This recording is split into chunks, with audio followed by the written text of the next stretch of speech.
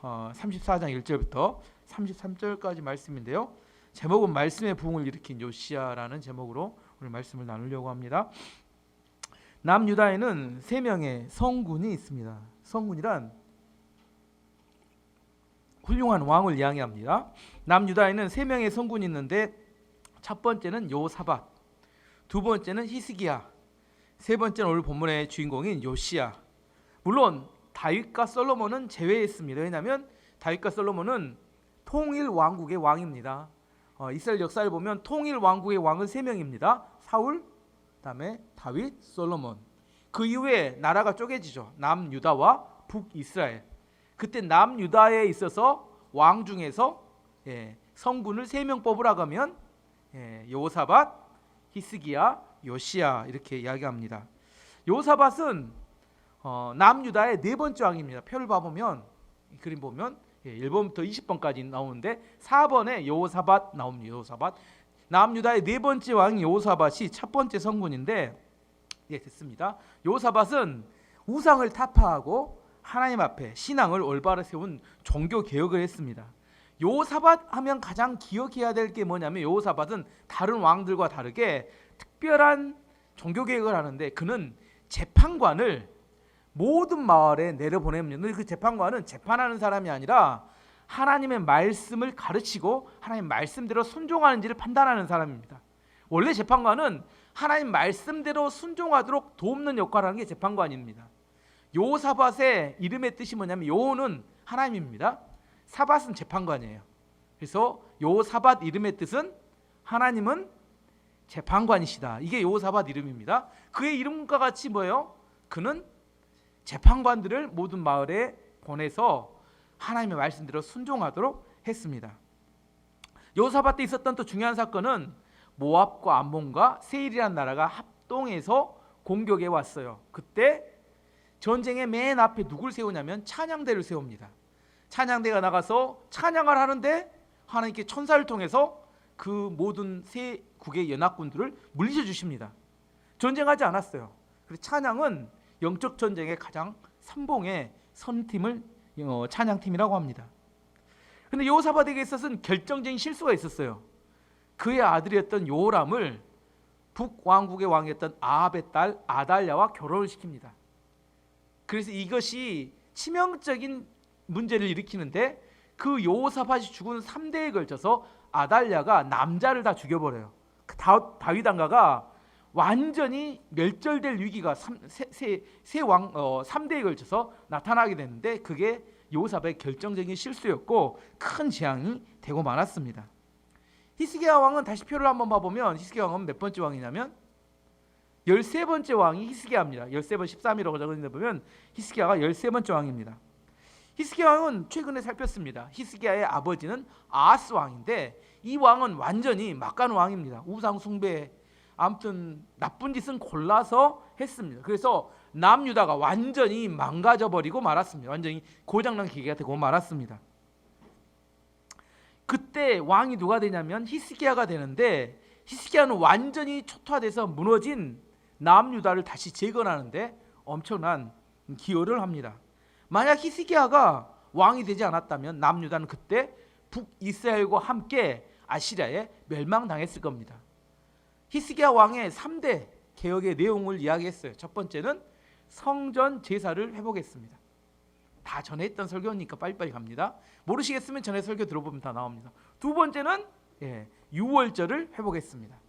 세 번째는 성전 제사가 계속 시스템적으로 돌아가도록 하기 위해서 레위인과 제사장들 성전에 헌신하도록 하기 위해서 11조를 회복했습니다. 이 세 가지 개혁 정책을 통하여 남유다가 새롭게 부흥하게 됐습니다.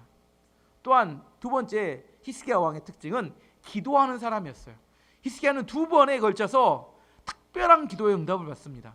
첫 번째는 히스기야는 아시리아의 산헤립이라는 왕이 18만 5천 명을 데리고 예루살렘 성을 포위했을 때 그가 선전포고문을 들고 하나님의 성전에 가서 엎드려 기도합니다. 하나님께서 놀랍게도 그날 저녁에 그의 기도 응답에서 18만 5천 명을 다 죽여버려요. 전쟁하지 않았어요. 완전히 깔끔하게 하나님이 처리하셨습니다. 이게 첫 번째 기도의 응답이었고 두 번째는 히스기야가 죽을 병이 듭니다. 어떤 병인지 나오지 않지만 죽을 병에 들어서 이제 너는 죽게 될 것이다 이야기했어요. 그때 히스기야가 면벽하고 벽을 앞에 두고 통곡하면서 눈물 엄청 많이 통곡하면서 기도하게 됩니다. 그때 하나님께서 15년을 더 살도록 생명을 연장시켜 주었습니다. 어쨌든 두 가지 중요한 기도의 응답을 받았던 히스기야 하면 중요한 것은 기도의 사람이었습니다. 하지만 히스기야가 15년 사는 동안 죽을 병에 걸려서 회복된 동안 그의 마음은 교만해졌어요. 왜냐하면 나라는 부강해졌고 많은 주변 나라들에게 존경을 받았고 몸도 건강해졌어요. 너무 행복한 거 아닌가요? 몸이 건강해지면 얼마나 좋겠어요. 부강해지고 투자가 되면 얼마나 좋겠습니까? 주변에 명예가 생겨서 많이 존경하면 얼마나 좋겠어요. 여러분도 원하시는 게 그런 거잖아요. 그런데 그게 그의 인생을 무너지게 만들었습니다. 마음이 교만해져 버렸어요.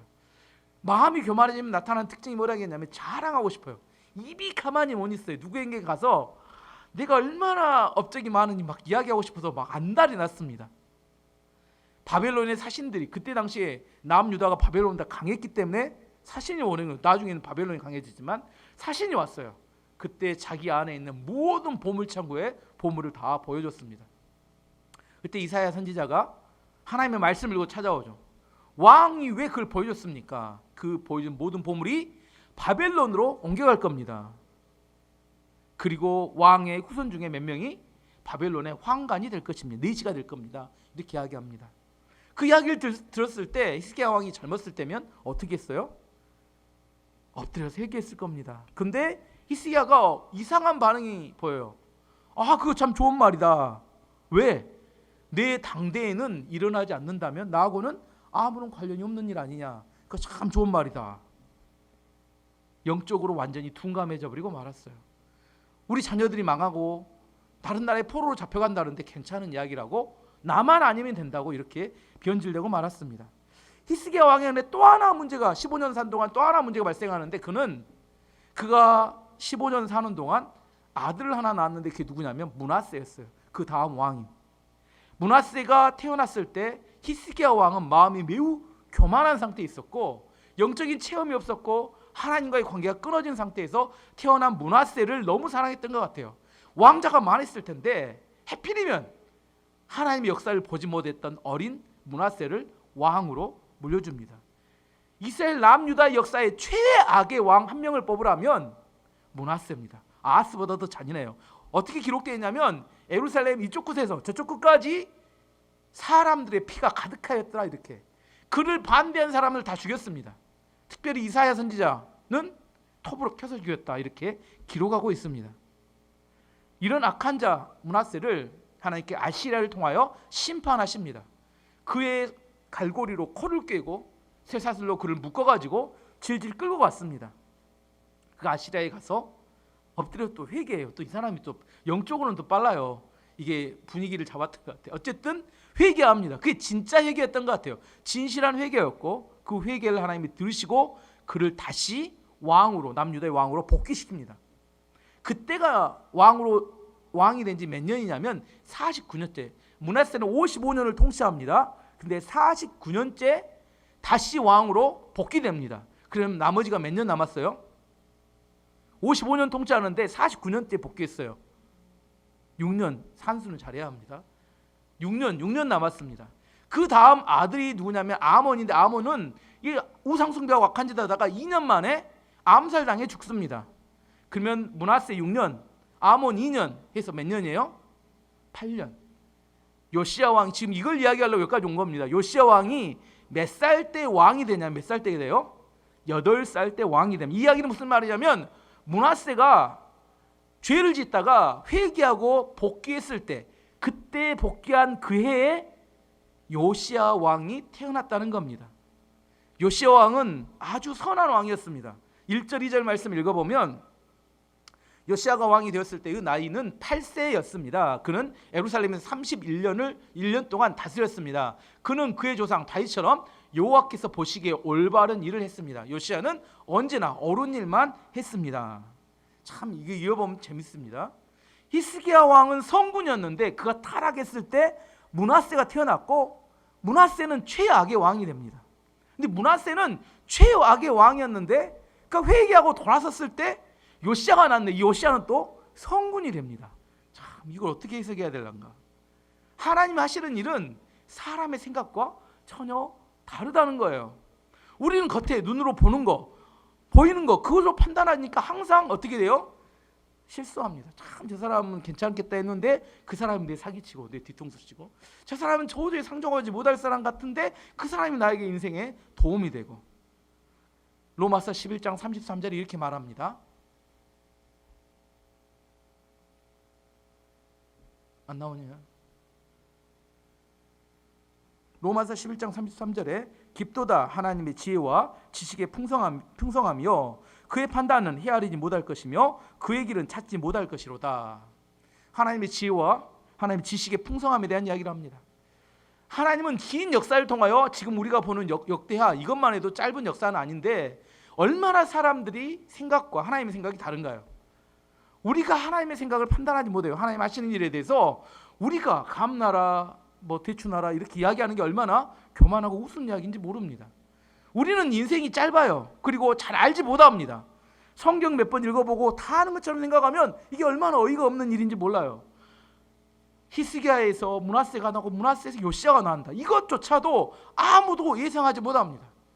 제가 지금까지 오래 살지는 않았지만 살아보면서 이건 참 되겠다고 선택했는데 안 될 때가 많고, 이건 안 되겠다고 할 때 될 때가 많아요. 이거 어떻게 종잡을 수가 없어요. 그냥 우리한테 확신되는 일을 그냥 순종해서 따라갈 뿐이지, 오늘 은혜라는 찬양을 불렀듯이 은혜로 얻어 걸려서 여기까지 살아남은 거지, 이게 뭔가 이렇게 내가 계획해서 잘됐다 이렇게 이야기하는 것이 너무 웃기는 이야기입니다.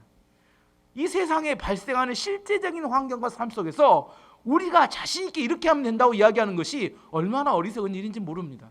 다만 하나님 약속의 말씀을 붙들고 믿음으로 그 길을 가다 보면 하나님께서 나머지를 다 이루어 주시는 것뿐밖에 없습니다. 제발 우리의 눈으로 보는 걸로 너무 확신에 차서 이거에 투자하면 무조건 대박나, 그 쪽박 찹니다. 이게 안 된다니까요. 그게 안 돼요. 참 안타깝습니다. 이건 정말 안 될 것 같아. 근데 꼭 그거 해보면 또 돼요.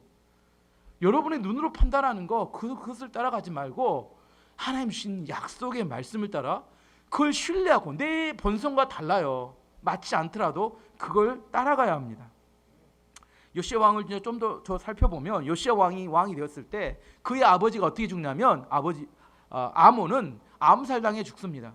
그가 우상을 숭배하고 나쁜 짓을 하니까 신하들이 암살을 했어요. 근데 문제는 뭐냐면 암살한 신하들이 누굴 왕으로 세워요? 아들이었던 8살짜리 요시야를 왕으로 세웠습니다. 그럼 요시야는 힘이 있을까요, 없을까요? 거의 힘이 없는 왕이죠. 신하들이 힘을 갖고 있죠. 어린 아이밖에 안 되니까. 그런 상황에서 왕이 되었을 때 요시야가 위기와 두려움이 있었을 텐데, 그때 위기와 두려움 가운데 누구를 의지하냐면 하나님을 의지할 수밖에 없는 상황이었다는 겁니다. 우리 안에 때로는 위기와 어려움과 고난이 다가와요. 그것 때문에 우리는 뭐예요? 하나님을 의지합니다. 므낫세는 아버지가 너무나 잘 해놓고 부강한 나라를 만들어놔가지고 결국은 타락하고 말았어요.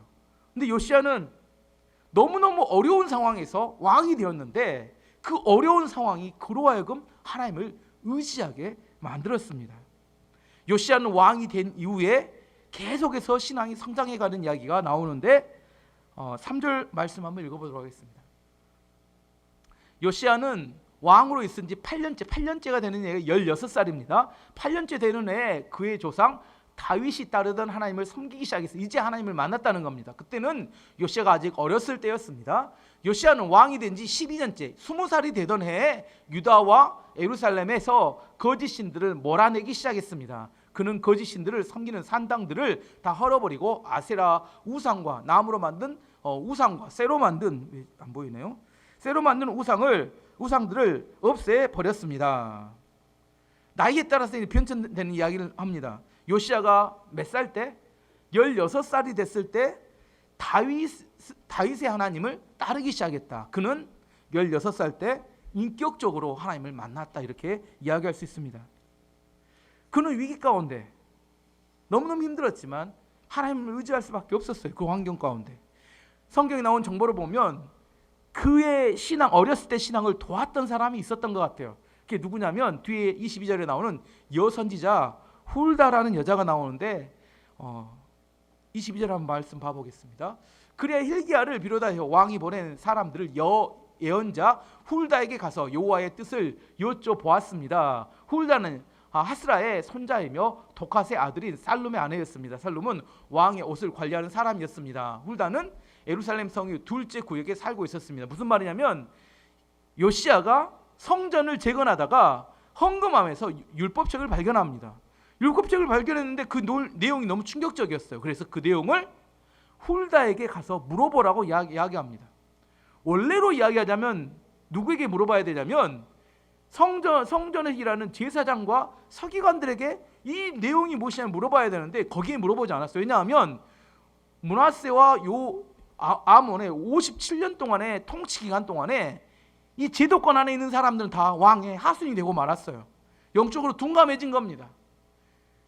공무원들에 똑같았어요. 그 당시에 제사장들과 레인들은 그들은 왕의 말을 따를 수밖에 없었기 때문에 영적으로 둔감해져 있었고, 그래서 하나님께서 그 제도권 안에 있었던 사람들 영적으로 둔감해지면 쓰시는 것이 제도권 밖에서 하나님을 만나서 하나님의 말씀을 듣고 사역했던 그런 선지자들을 사용하는데, 그때 당시에 쓰임 받았던 게 누구냐면 선지자 훌다라는 여자가 쓰임 받았는데, 그 사람의 남편은 왕의 옷을 관리하는 사람이에요. 이게 레인과 제사장이 아니었습니다. 뭐 일반 공무원의 아내였는데 이 여자가 아마도 요시야의 어렸을 때 신앙을 도와줬을 걸로 추측합니다. 그렇기 때문에 정말 율법책이 발견되고 중요한 결정을 해야 되는 상황에서 그 율법책을 누구에게 보내냐면 이 훌다에게 보내서 그 진위 여부를 물어보게 됩니다.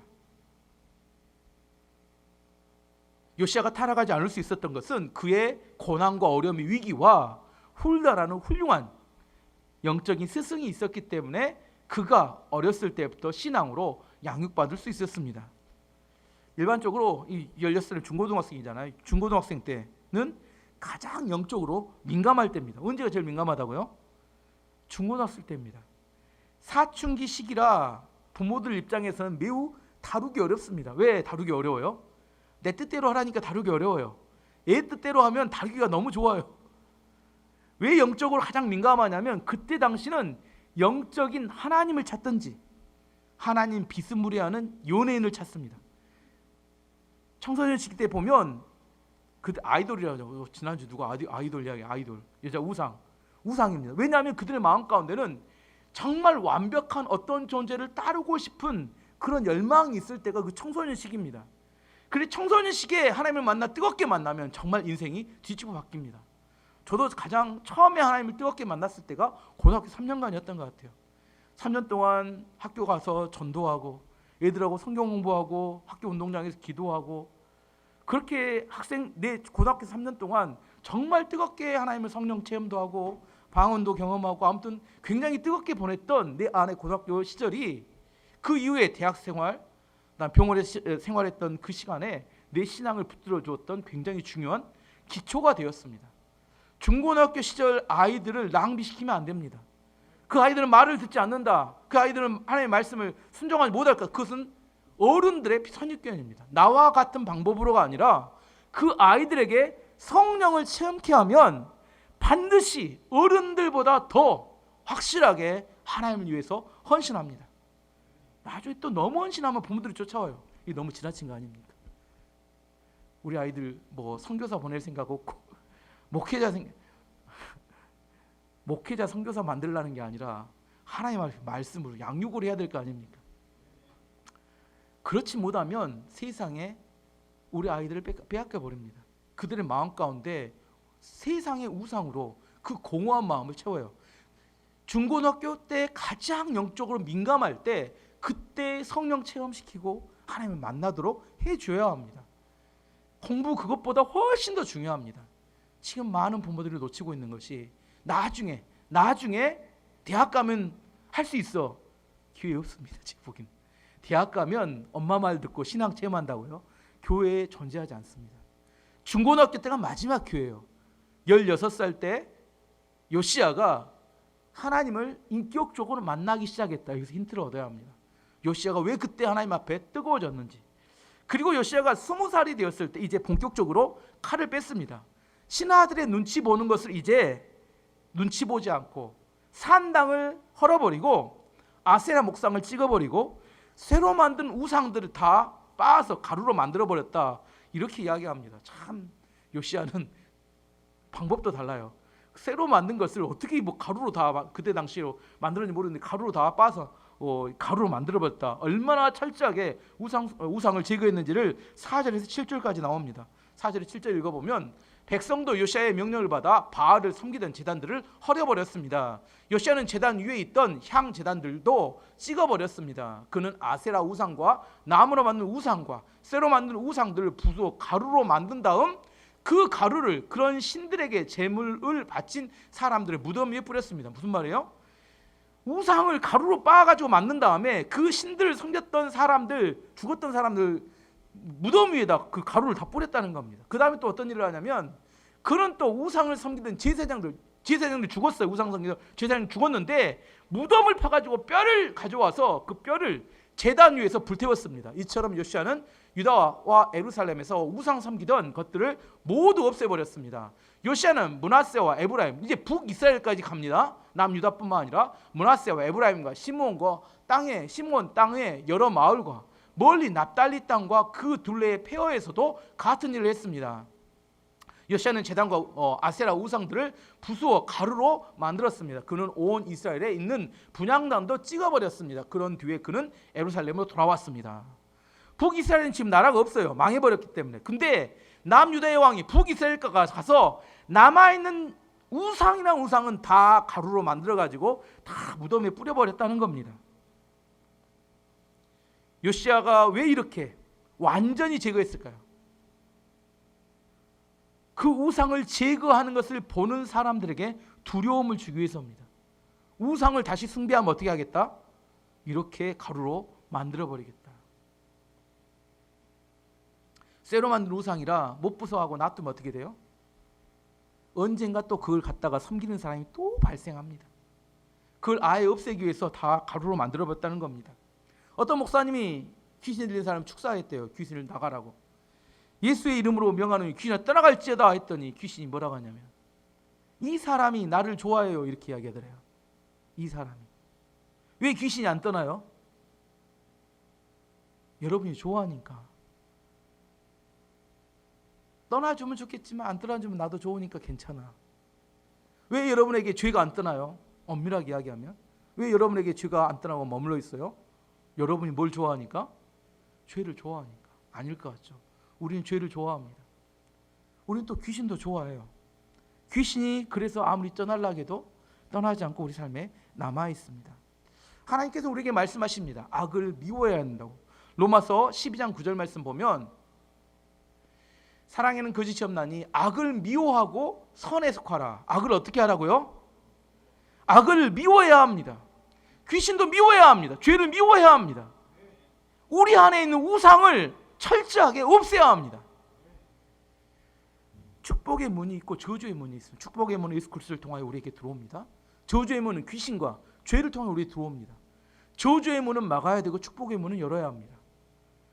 예수님과 관계가 끊어지면 축복의 문이 닫힙니다. 마귀하고 친하게 지내면 저주의 문이 열리게 됩니다. 우리 인생은 저주의 문은 막아야 되고 축복의 문을 열어야 합니다. 이게 성경이 말한 지혜입니다. 너무 간단해요. 계속해서 역대하에 이야기하는 건 우상 숭배하면 망한다는 이야기를 반복적으로 계속해서 이야기합니다. 제사 지낸 분 제사 그만 지내셔야 합니다.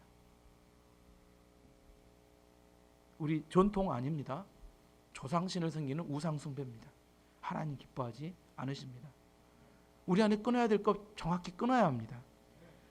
우리 안에 제거해야 될 것 제거하지 않고 적당히 양다리 걸치면서 있는 동안 하나님이 우리에게 줘야 될 축복이 없어져 간다는 사실을 이해하고 알아야 한다는 겁니다. 이제 요시야가 20살부터 시작해서 26살까지 6년 동안 우상을 제거하였습니다. 그리고 그가 18년 통치 26살이 되었을 때 이제 새로운 사역을 시작하는데 성전을 재건하는 사역을 시작합니다. 8절 말씀 보면, 요시야는 왕으로 있는 지 18년째 되던 해, 이게 26살인데 그 땅과 성전을 깨끗하게 했습니다. 그는 아살랴의 아들 사반과 성의 지도자 마아세야와 요아하스의 아들인 서기관 요아를 보내어 요시야의 하나님이신 여호와의 성전을 수리하게 했습니다. 성전 재건을 또 시켰습니다. 왜 그러냐면 57년 동안 므낫세와 아몬 때 성전이 다 흔들리고 무너져 버렸기 때문입니다. 성전을 재건한다는 말은 무슨 의미냐면 예배를 회복한다는 의미입니다. 모든 부흥의 시작은 예배의 회복으로부터 시작됩니다. 다윗 왕은 언약궤를 예배하기 위해서 예루살렘으로 옮겼고 찬양대를 새로 조직했고 그는 성전을 짓기 위한 모든 재료를 준비했습니다.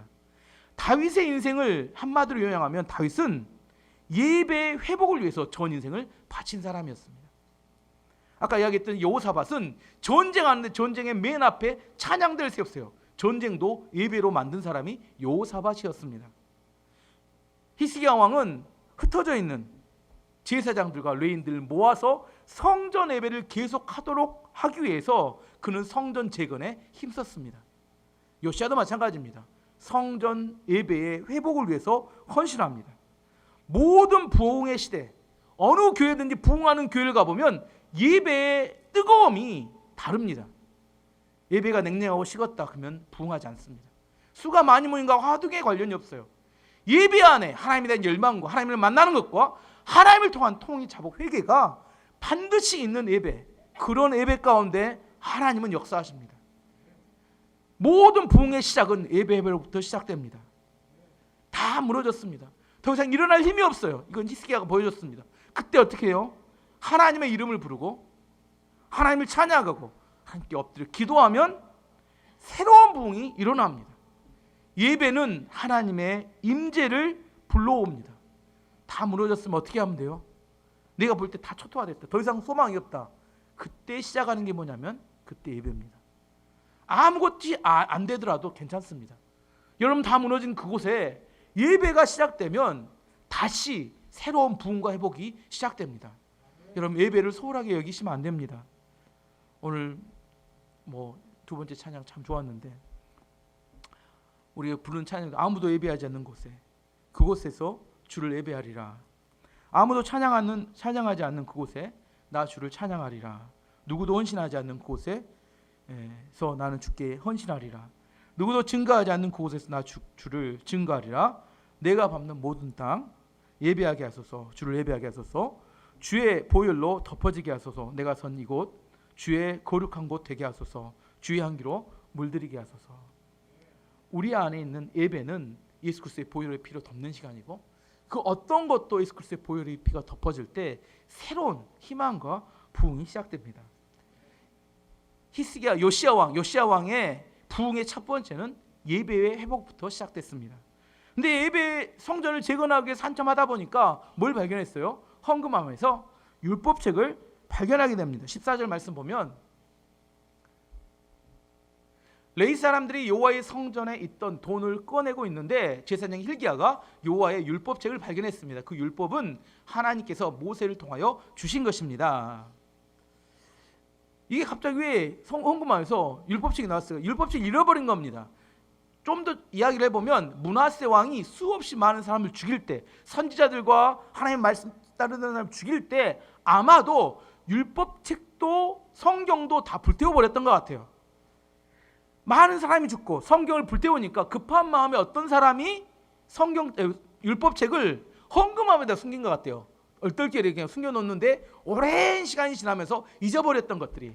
왜 그냥 57년 동안 예배를 안 드렸으니까 헌금도 안 드렸고 해서 다 덮어져 있다가 그것을 hil기야가 성전 재건하다가 우연히 발견하게 된 게 율법책이었습니다. 그래서 제사장 hil기야가 그것을 서기관 사반에게 건네주고 사반이 그걸 가지고 요시야 왕 앞에 가서 낭독하게 됩니다.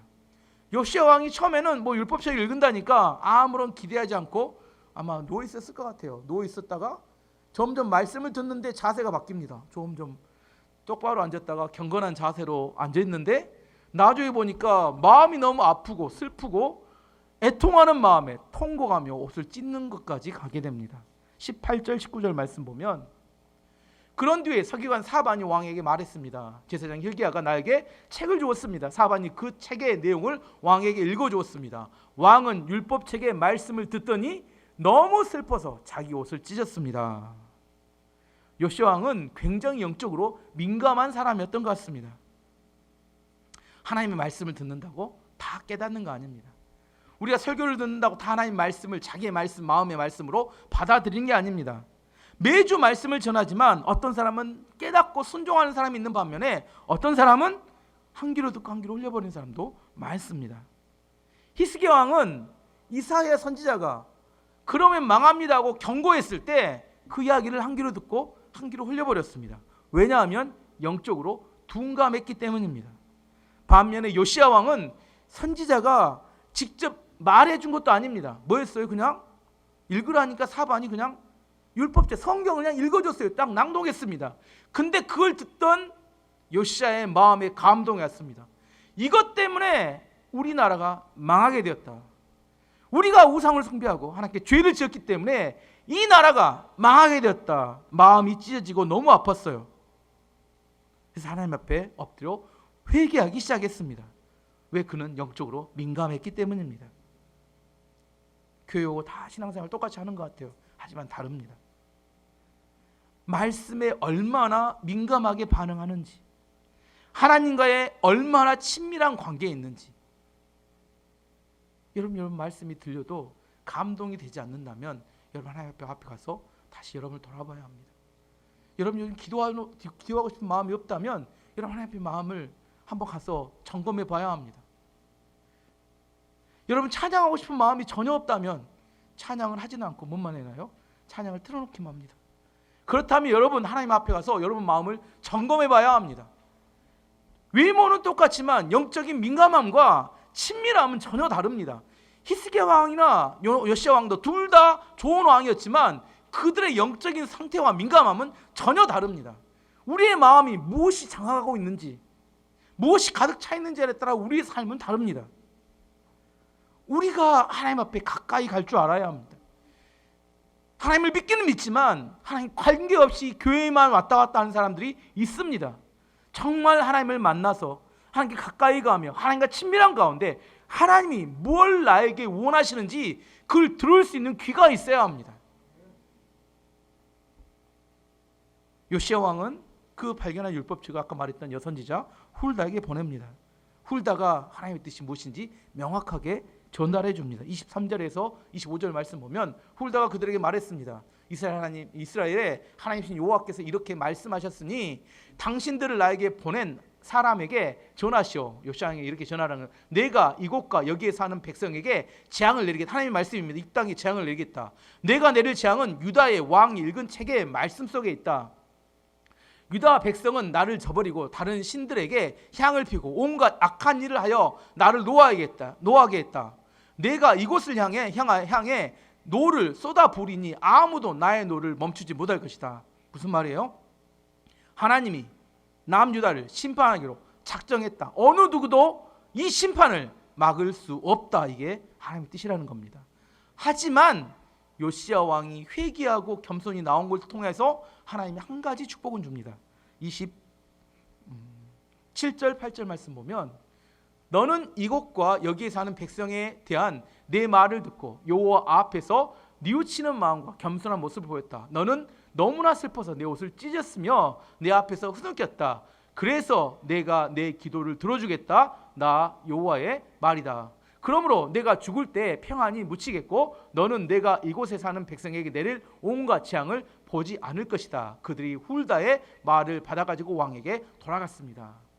내가 회개하고 눈물을 흘리며 옷을 찢는 겸손한 모습으로 나왔기 때문에 이 재앙이 취소되지는 않지만 내가 살아있는 동안은 내리지 않겠다, 연기되겠다고 이야기했습니다. 내용이 결국은 그럽니다. 이 재앙은 취소되지 않고 이 민족에게 내려지겠지만 재앙은 내가 죽은 이후에 나타나게 될 연기가 될 것이다. 이게 결론이었습니다.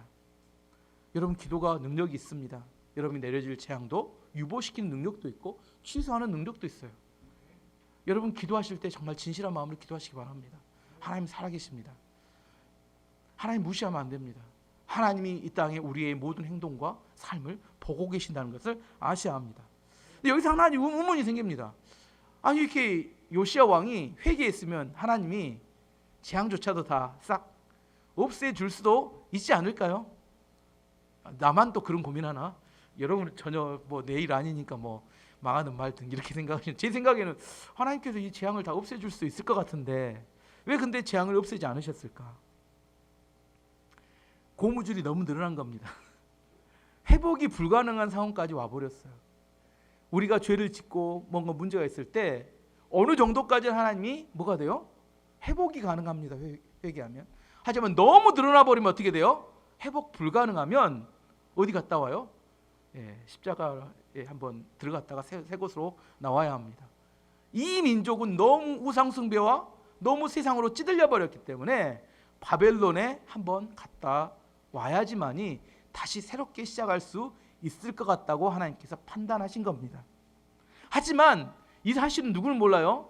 지금 요시야와 그 시대의 사람들은 모르잖아요. 하나님께서 이 죄를 용서하시고 무너지지 않게 하겠다 이렇게 말씀하셨으면 좋은데 아니다. 분명히 재앙은 임하게 될 것이지만 연기는 될 것이다 이렇게 말했습니다. 만약 그렇게 됐을 때 여러분은 어떻게 반응하시겠습니까?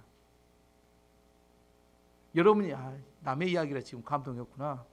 여러분이 하고 있는 사업이 쫄딱 망할 것이다 이렇게 메시지가 왔어요. 이제 뭐 피부에 확 와 닿을 텐데 망할 것이다. 하나님 이걸 좀 용서해 주십시오 했더니 안 된다. 곧 망한다. 하지만 언제까지는 유예해 주고 이런 메시지가 왔어요. 그럼 여러분은 어떻게 하실 겁니까? 첫 번째 제가 객관식했습니다. 이제 다 망했다. 이제 망했는데 뭔 소망이 있냐? 끝났어. 자포자기. 두 번째 히스기야처럼 내가 살아있는 동안 일어나지 않는데 괜찮아. 두 번째. 세 번째 그럼에도 불구하고 우리가 하나님의 말씀으로 돌아가자. 하나님과의 언약으로 다시 돌아가자. 왜? 우리의 인생은 알 수 없는 거기 때문에. 우리가 할 수 있는 건 뭐예요? 모든 걸 통제할 수 없어요. 우리가 하나님 아닙니다. 없앨 수도 없고 주는 것들을 안 받을 수 없어요. 우리가 할 수 있는 것은 하나님께서 주신 약속을 따라 믿음으로 하나님께 살아가는 겁니다. 요시야 왕의 믿음은 뭐였냐면 그것을 없애달라는 게 아니라 우리가 다시 하나님 앞으로 돌아가자. 그래서 29절에서 33절까지 요시야 왕이 하나님 앞에 어떻게 이야기하는지 나옵니다. 왕이 유다와 예루살렘의 장로들을 다 불러 모았습니다. 왕은 여호와의 성전으로 올라갔습니다. 유다와 예루살렘에서 온 백성도 왕을 따라 올라갔습니다. 제사장과 레위 사람과 온 백성 곧 보잘것없는 사람에서부터 귀한 사람에 이르기까지 모두 다 왕과 함께 올라갔습니다. 왕이 그들에게 여호와의 성전에서 발견한 언약의 책에 있는 말씀을 다 읽어주었습니다. 말씀을 읽어준 겁니다. 그런 뒤에 왕은 기둥 곁에 섰습니다. 왕은 여호와 앞에서 언약을 맺었습니다. 그는 여호와를 따르고 여호와의 명령과 규례와 율법에 복종하기로 약속했습니다. 그리고 그 책에 적힌 언약의 말씀을 따르기로 약속했습니다. 그런 뒤에 요시야는 예루살렘과 베냐민의 모든 백성에게도 언약을 지키게 했습니다. 예루살렘의 백성은 그들의 조상이 섬기던 하나님의 언약에 복종했습니다. 33절 요시야는 이스라엘 백성이 차지하고 있던 온 땅에서 역겨운 우상들을 없애버렸습니다. 요시야는 이스라엘의 모든 사람으로 하여금 그들의 하나님 여호와를 섬기게 했습니다. 요시야가 살아있는 동안 백성은 그들의 조상이 섬기던 여호와께 복종했습니다. 요시야는 하나님의 명령 앞에 하나님의 결정 앞에 토를 달지 않았습니다. 그거와 상관없이 우리는 하나님 앞에 충성하기로 온 남유다의 백성들과 함께 맹세했습니다.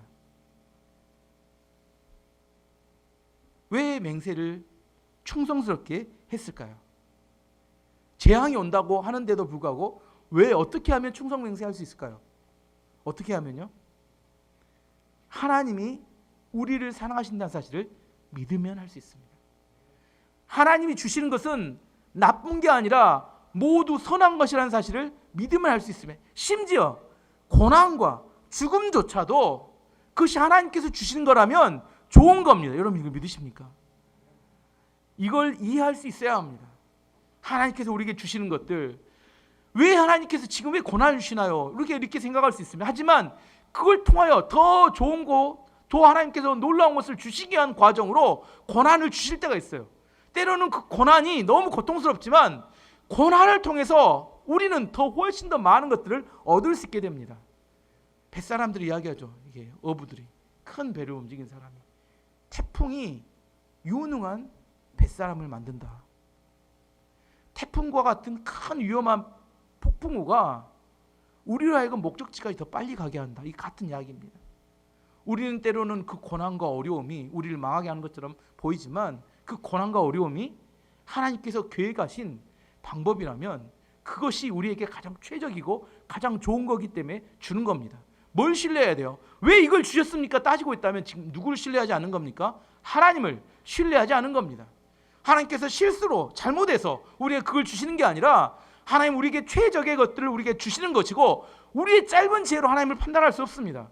하나님 주신 것을 어떻게 돼요? 감사함으로 받아들이고 그 앞에 하나님의 말씀 앞에 충성하며 하나님 앞에 말씀대로 살아갈 것을 헌신하는 게 우리의 올바른 반응과 태도입니다. 나중에 알게 되죠. 바벨론이를 통하여 그들을 회복하기 위한 하나님의 축복의 전략이었다는 사실을 알게 됩니다. 고난 이야기하니까 이게 남의 이야기 같아서 다시 한번 다른 쉽게 예를 들어서 항상 예를 드는 겁니다. 여러분 자녀 이야기가 제일 쉽게 이해해야 돼요. 여러분 자녀에게 게임하고 놀면 얼마나 편하고 좋아요. 근데 문제 풀으라고 이게 수학 문제 풀으라고 주잖아요. 힘들고 어려운 수학 문제를 왜 주십니까? 그 수학 문제 푸는 것이 언제 효과가 나타나요? 나중에 수능 시험 볼 때 수학 문제를 푼 것과 게임을 한 사람의 차이가 나겠죠. 지금 힘들고 어렵지만 공부하러 하는 이유가 뭐예요? 공부를 통하여 그의 좋은 대학을 갈 수 있도록 하는 것과 똑같습니다. 우리 인생 가운데 시험과 어려움이 때로 주어질 때가 있어요. 그걸 통해서 하나님께 우리 가운데 사람을 만들고 하나님 축복을 주기 위한 과정을 만들어가는 겁니다. 왜 하나님 주셨습니까? 이렇게 이야기하는 것은 주신 분의 의도를 이해하지 못하기 때문입니다. 자녀들이 엄마 아빠에게 왜 공부만 하라고 하느냐 이렇게 이야기하는 거하고 똑같아요. 그럼 뭐라고요? 좋게 하라고 할 때 해. 너는 잘 모르잖아. 그렇게 이야기합니다. 근데 또 하나님이 그렇게 이야기하면 내가 너에게 고난을 주고 그걸 이겨내게 했다 그러면 왜 하나님 그걸 주십니까? 그걸 잘 못 받아들여요. 이해하시겠죠? 하나님이 나쁜 의도에서 주시는 게 아닙니다. 하나님 주신 것은 다 우리에게 선하고 좋은 것들입니다. 그것 앞에 우리는 충성하고 감사하고 은혜로 받아들여야 합니다. 어쨌든 여호사밧은 하나님의 율법을 읽고 난 다음에 마음이 뜨거워졌습니다. 그리고 하나님 앞에 온전한 충성을 온 백성들로 하고 결단하게 맹세하게 했습니다. 요시야 부흥의 두 번째 중요한 특징은 말씀의 부흥이었습니다. 성경 말씀, 우리가 항상 보는 성경 말씀. 제가 항상 성경 읽어라 이렇게 잔소리처럼 이야기합니다. 너무 성경이 흔하기 때문에 성경의 가치를 사람들은 잘 이해하지 못합니다. 하지만 이 성경은 생명보다 귀한 가치가 있습니다. 성경 한 권의 영향력이 얼마나 큰지 모릅니다. 중세에 종교개혁이 일어났을 때 종교개혁이 일어난 가장 중요한 핵심의 요인 중에 하나는 성경의 보급에 있었습니다. 그 이전까지는 성경을 갖지 못했어요. 성경을 갖는다 하더라도 문제가 뭐였냐면 라틴어 성경으로 됐기 때문에 읽을 수가 없어요. 그리고 성경을 너무 비싸서 이렇게 성경 요한복음 한 권에 몇 천만 원씩 할 정도로, 왜 그러냐면 파피루스나 양피지 같은데 양가죽의 성경을 써서 보관했기 때문에. 하지만 구텐베르크에 의해서 1500년대에 뭐가 발견되면 그때 인쇄기가 발명이 됩니다. 인쇄기가 발명되다 보니까 이제 뭐예요? 종이로 찍어가지고 무한대로 성경을 만들어 보급할 수 있게 됐습니다. 그때 위클리프라는 사람이 영어로 성경을 번역합니다. 마틴 루터는 독일어로 성경을 번역해요. 이렇게 번역된 성경, 사람들이 읽을 수 있는 성경, 영어로 독일어로 번역된 성경들을 엄청난 속도로 유럽에 보급이 되니까 그 성경을 통해서 뭘 알아요? 사람들, 성도들이 로마 가톨릭이 문제가 있구나. 면죄부를 돈 주고 산다고 해서 구원받는 게 아니구나. 십자군 전쟁에 가서 전사하면 구원받는데요. 그것도 아니구나. 많은 사제들과 로마 가톨릭이 너무 거짓말을 많이 했어요. 왜 그러냐면 그 사람들 성경이 없으니까 거짓말을 해도, 저도 여러분의 성경 못 읽게 안 읽으시면 제가 거짓말을 해도 여러분 저희 말을 다 믿어야 돼요. 그랬던 겁니다. 사제들이 다 거짓말을 하고, 왜? 헌금하게 하려고, 십자군 전쟁에 동원하려고 거짓말 쳐도 다 속아 넘어갔습니다. 근데 뭐가 문제 생기냐면 성경이 보급되니까 그게 거짓말이라는 사실을 알게 되고, 그래서 중세의 거대한 역사의 변화였던 종교개혁이 일어나게 된 겁니다. 종교개혁의 5대 모티브 중에 하나가 뭐냐면 솔라 스크립투라라는 게 있는데, 그건 뭐냐면 오직 성경, 솔라가 오직이고 스크립투라는 성경으로입니다. 오직 성경으로. 종교개혁이란 뭘 의미하냐면 성경으로 돌아가는 운동을 말합니다. 지금도 마찬가지입니다. 기독교가 문제가 있다, 뭔가 문제가 있다, 기독교 안에 종교적으로 문제가 있다 이야기할 때 다시 어디로 돌아가야 돼요? 성경으로 돌아가는 것이 하나님의 뜻입니다. 말씀을 놓고 난 다음에 하나님의 뜻을 찾기 어려워요. 왜 많은 교회가 문제가 생기냐면 성경을 놓아버리고 성경은 보지 않고 뭐만 해요? 뜨거운 마음만을 가지고 신앙생활을 하니까 오래가지 못하게 됩니다.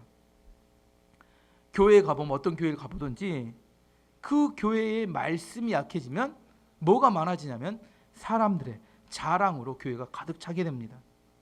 왜냐하면 말씀 앞에 선다는 것, 하나님 말씀이 선포되면 말씀은 반드시 뭘 이야기하냐면 우리 죄를 이야기합니다. 네 죄가 드러나고 말씀 앞에 서면 내가 겸손해질 수밖에 없어요. 자랑이 있을 수가 없어요. 모든 것이 은혜라고 고백할 수밖에 없습니다. 올바른 말씀이 선포되면 모두 다 하나님의 은혜를 이야기할 수밖에 없습니다.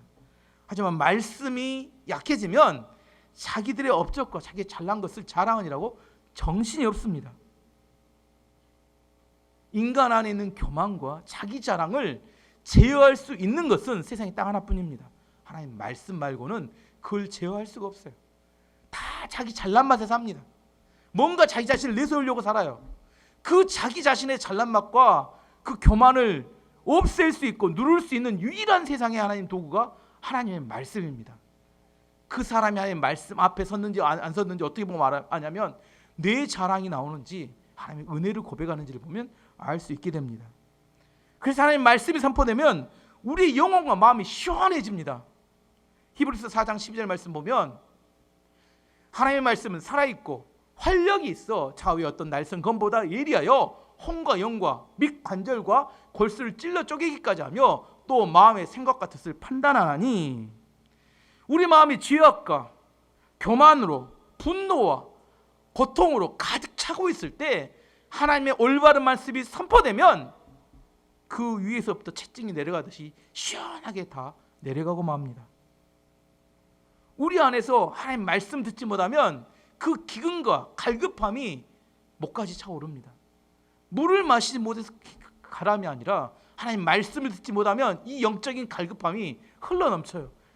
영적인 갈급함에 사람이 쓰러지고 죽어갑니다. 하지만 하나님의 흔들리지 않는 약속의 말씀에 우리의 영혼의 닷을 내리게 되면 우리가 그때 진짜로 안식을 누리게 됩니다. 세상이 멀쩡하게 흔들려도 하나님 말씀이 우리를 붙들어주면 그 영혼이 안식을 누리게 됩니다. 여러분이 계속 매일처럼 어떤 사건에 흔들리고 사람들의 말에 좌지우지 된다면 여러분의 마음이 하나님의 말씀에 안식하지 못하기 때문입니다. 주변 상황이 계속 끌려다니기 때문입니다. 주변 상황이 여러분을 장악하게 되면 여러분 두려움과 불안에 떨 수밖에 없어요. 계속해서 안 좋은 뉴스, 안 좋은 이야기들이 있습니다. 물어보면 그렇습니다. 그 일들 때문에 불안한 게 아닙니다. 왜 불안해요? 내가 하나님 말씀에 우리의 마음을 닷을 내리지 못했기 때문입니다. 우리 안에 참된 말씀으로부터 안식이 왔을 때 그때 우리 안에 열정과 자신감이 쏟아져 나옵니다. 우리 안에 있는 자신감과 열정은 우리가 막 열심히 해보자, 하면 된다, 할 수 있다 이렇게 한다고 해서 되지 않아요. 갱년기가 돼서 우울증이 오는 게 아닙니다.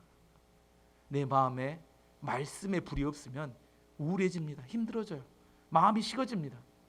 하나님의 말씀을 듣게 되면 죽었던 마음도 다시 살아나고 뜨거운 열정이 회복됩니다.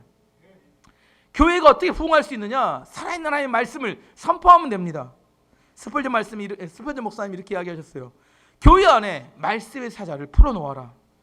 그러면 그 말씀의 사자가 마음의 근심과 걱정을 잡아먹어버리고 죄악과 나쁜 습관들을 잡아먹어버리고 우리 안에 있는 악한 마귀를 잡아먹어버린다. 뭘 풀어놓아요? 말씀을 풀어놓으면 우리 안에 있는 모든 근심 걱정과 문제가 다 사라지게 됩니다. 근데 왜 근심 걱정, 죄악들, 나쁜 습관들이 우리 삶을 이렇게 장악하고 이렇게 짓눌러요? 말씀이 올바로 선포되지 못하고 말씀 안에 우리의 마음을 닻을 내리지 않기 때문입니다. 여러분이 붙들고 있는 약속의 말씀이 무엇입니까? 종교적인 열심으로 우리가 열심히 할 수는 있지만 부응하지는 못합니다. 우리 인생이 달라지지도 않아요. 요시야 부흥의 핵심은 하나님 말씀의 발견이었고, 그 말씀을 들었던 남유다와 요시야 왕은 그들의 인생이 진동하였고 그들의 기초가 달라졌으며 하나님 말씀 앞에 새롭게 결단하고 그들의 인생을 온전히 말씀 앞에 충성하기로 결정하고 헌신하게 됩니다. 그것이 남유다의 마지막 부흥이었고 하나님이 그들을 축복하셨던 겁니다. 역사를 통해 배워야 합니다. 여러분이 다 무너졌고 어렵고 힘든 일이 있다면 다시 예배가 회복돼야 되며 하나님 말씀을 붙들어야 합니다. 그것 위에 우리 안에 붙들 수 있는 게 인간의 방법으로는 어느 것도 우리 인생을 바꿀 수 없어요. 다 식상해집니다. 다 지치고 힘들어요. 돈을 아무리 벌어보십시오. 여러분 마음이 만족되나? 많은 건 먹어보십시오. 허기진 여러분 영혼이 채워지나? 여러분 뭘 추구해 보십시오. 그 추구한 것들이 여러분의 마음에 만족스러운가? 뭘 해도 공허하고 허전합니다. 만족이 없어요. 하나님 말씀이 내 안에 채워질 때 그 어떤 걸로 채우지 못했던 내 마음의 기쁨과 감사가 터져 나옵니다. 이런 관계까지 될 때까지, 이 하나님과 친밀한 관계가 될 때까지, 하나님과 정말 하나님 안에서 내 마음이 뜨거운 열정과 감사로 내 안에서 하나님과의 이렇게 거리가, 민감함이 가까워질 때까지 우리가 하나님 앞에 점점 가까이 나아가야 합니다. 교회 다닌다고 다 되는 게 아닙니다. 우리 안에 그 하나님과 가까워지는 거 없이 계속 종교 생활에 머물고 있다면 우리는 하나님의 기적을 경험하지 못하게 됩니다. 아까 마지막 두 번째 불렀던 찬양처럼 우리 안에 하나님의 임재가 임할 때 그 임재 가운데 우리 안에 기적을 경험하게 될 텐데, 정말 그것이 동화 같은 이야기인지 우리 삶에서 매일처럼 경험되는 그 놀라운 기적의 역사를 경험하게 될 건지, 우리 안에서, 여러분 안에서 정말 하나님께 더 가까이 가는 은혜와 축복이 있기를 축원합니다.